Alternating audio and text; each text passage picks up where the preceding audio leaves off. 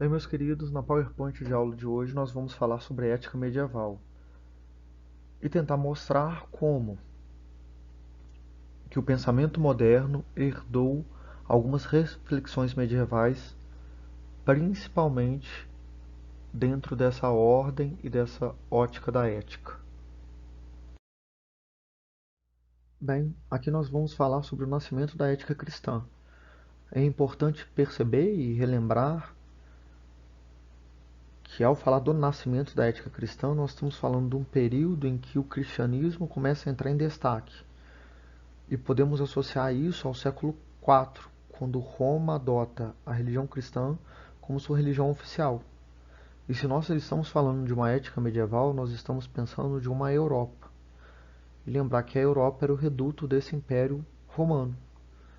E por causa disso, a religião cristã ela se torna forte dentro do território europeu. Então vamos à discussão de 3 tópicos. Falar sobre virtudes teológicas é falar de uma ética, de uma condição moral do homem que vai perceber o que? A fé, a esperança e a caridade como algo que vai fundamentar esse ser. Ele vai ter o seu viés moldado em cima dessa religião cristã. Quando nós pensamos na fé, na esperança e na caridade, eles são praticamente preceitos de uma ordem cristã. Então eles se assumem enquanto virtudes, e virtudes teológicas por terem nascido diante dessa ótica cristã. Virtudes que não seriam da ordem cristã. A gente pode pensar sobre honra, como era prescrito por filósofos anteriores, coragem, ações do homem de se poder pautar diante as condições e relações da sua sociedade, diante dos seus grupos. Só que agora vai ser alterado como eu posso perceber a religião no meu dia a dia. Por isso que essas virtudes se tornam mais próximas às relações religiosas. E aqui vemos o dever, essa nova forma de pensar. O que seria esse dever? Seria essa necessidade do homem a obedecer, a respeitar e a seguir leis divinas. Então, o homem completo diante de uma ética cristã é aquele que se submete às leis divinas. E associado a isso, nós temos a beatitude, que significa, de uma forma mais simples, como vai ser a resposta e como vai ser a comunhão com esse Deus, com essa relação do sagrado cristão. A resposta do encontro do homem com Deus é essa beatitude. E você precisa disso através do dever, e você precisa disso através das virtudes teológicas. E isso é possível de ser compreendido diante do grupo desta época. Então, você mostrar que estava próximo a Deus era mostrar que você era uma pessoa ética.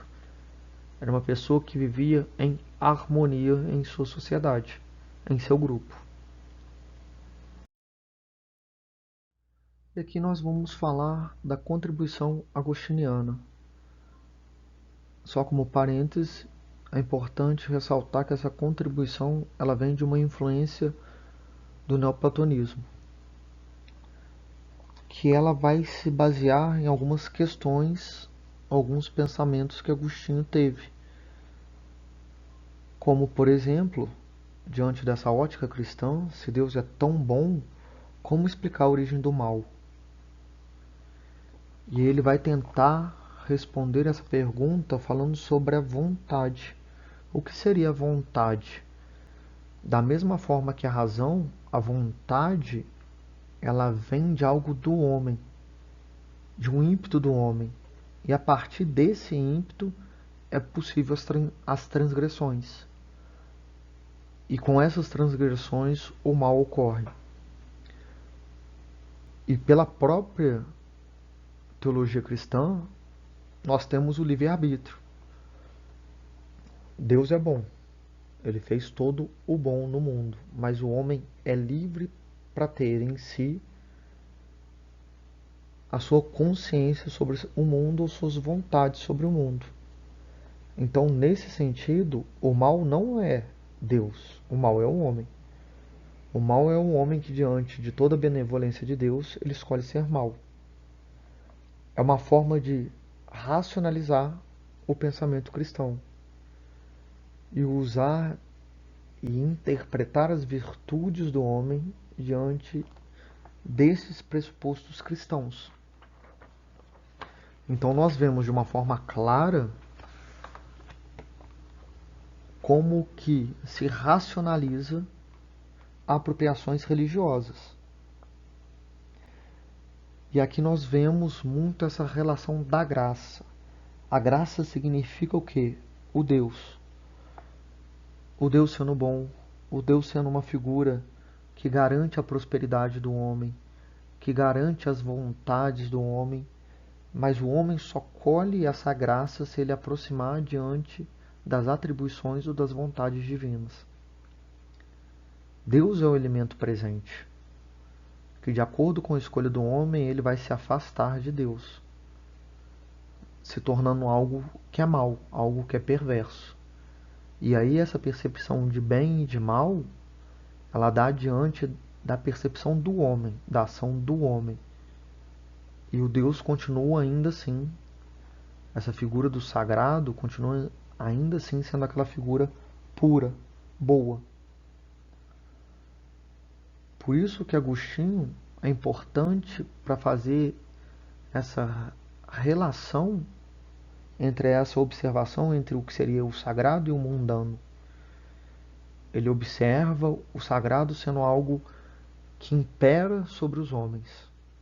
Mas os homens, através da sua vontade do livre-arbítrio, eles podem partir para um universo mau, ruim. E aí essa dualidade existente entre bem e mal faz você perceber o homem diante das suas relações existentes na Idade Média. E aqui falamos sobre a contribuição tomista,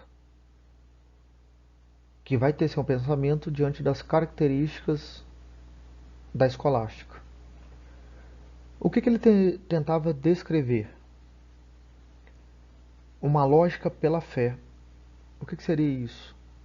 O homem, ele já era racional por si só, ele já conhecia, ele já percebia o mundo, mas era a fé que fazia com que ele encontrasse esse objetivo enquanto verdade. Porque Deus é presente diante das relações do homem, e por ser presente ele já tinha essa lógica. Então essa lógica associada a esse imperativo com o divino. Aqui vemos também a bondade divina. A bondade divina sendo aquela que torna o homem acessível a uma salvação, que é uma prática comum diante dos escritos cristãos. O homem é salvo por causa de quê? Das suas ações e por causa da percepção de Deus diante dessas ações. E como entra essa bondade divina? Aqueles que não eram esclarecidos, que eram ditos humildes, ou que não tinham acesso a essa lógica da fé, eles também poderiam ser salvos, mostrando a presença de Deus, a presença dessa relação religiosa associada à interpretação do homem de si e do seu mundo, colocando Deus enquanto resposta, tornando esse Deus uma forma mais racional diante da conduta do homem. Por isso que as ações do homem tendem a seguir os passos cristãos. E aqui eu destaco a forma do texto, da forma da escrita de Tomás, que ele faz os seus relatos, que ele constrói os seus textos através de uma forma de diálogo, de debate. Isso faz com que você perceba a pergunta e a resposta. Isso racionaliza, em certa medida, a forma da apresentação dos seus temas. Então aqui nós fechamos esses dois conceitos diante da ética medieval. É importante ressaltar que a figura do divino, a figura da construção cristã, do pensamento cristão, ele vai ajudar a moldar o pensamento dos filósofos e pensadores desta época medieval. Por quê? A religião era aquela que tinha um poder extremamente significativo na época. Então a sua fala influenciava. E através dessa contribuição desses pensadores, esse pensamento religioso cristão, ele ganha força também durante os anos. Tanto que até hoje podemos perceber como que as condutas religiosas cristãs elas são vistas como certas, verdadeiras, mostrando que uma forma de pensamento oriundo da religião cristã.